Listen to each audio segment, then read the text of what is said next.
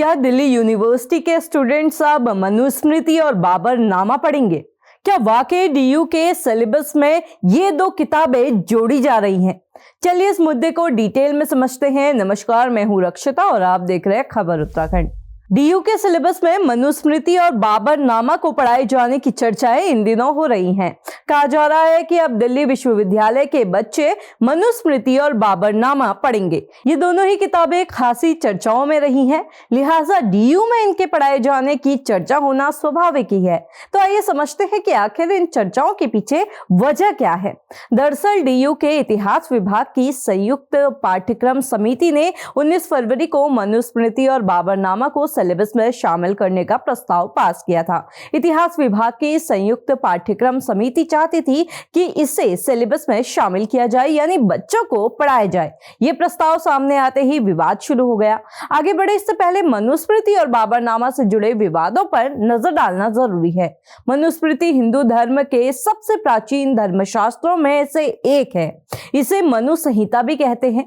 मनुस्मृति को हिंदू समाज के नियमों और व्यवस्थाओं का एक महत्वपूर्ण ग्रंथ माना जाता है, जो प्राचीन भारतीय समाज की संरचना और नियमों को बताता है। हालांकि आधुनिक समाज में इसकी कई बातों को प्रासंगिक नहीं माना जाता और ये अक्सर सामाजिक न्याय और जाति व्यवस्था को लेकर विवादों का विषय बनी रहती है, क्योंकि इसमें जातियों के आधार पर अधिकार और कर्तव्य तय किए गए हैं, जो आधुनिक समाज में असमानता को बढ़ावा देने वाला माना जाता है।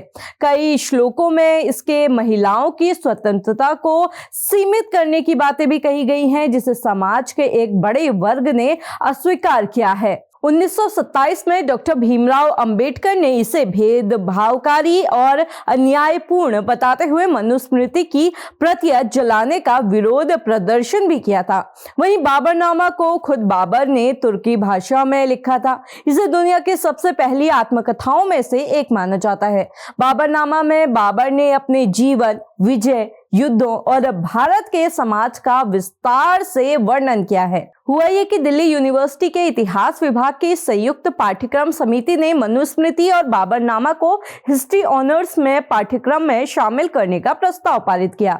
हालांकि इस प्रस्ताव को अभी एकेडमिक काउंसिल और एग्जीक्यूटिव काउंसिल से मंजूरी नहीं मिली है, लेकिन इस खबर के सामने आते ही यूनिवर्सिटी के प्रोफेसर्स और छात्रों के एक वर्ग ने इसका विरोध करना शुरू कर दिया। छात्रों और शिक्षकों का कहना है कि इन ग्रंथों को सिलेबस में शामिल करना इतिहास के नाम पर एक नया विवाद पैदा करने जैसा है।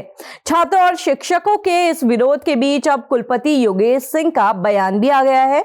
कुलपति का कहना है कि दिल्ली यूनिवर्सिटी 21वीं सदी में ऐसे विषय नहीं पढ़ाएगी जो समाज को बांटने का काम करे। उन्होंने ये भी जोर दिया कि राष्ट्रीय शिक्षा नीति 2020 के तहत विश्वविद्यालय अपने कोर्स को आधुनिक, समावेशी और प्रगतिशील बनाएगा, ताकि ये विकसित भारत के लक्ष्यों के अनुरूप हो।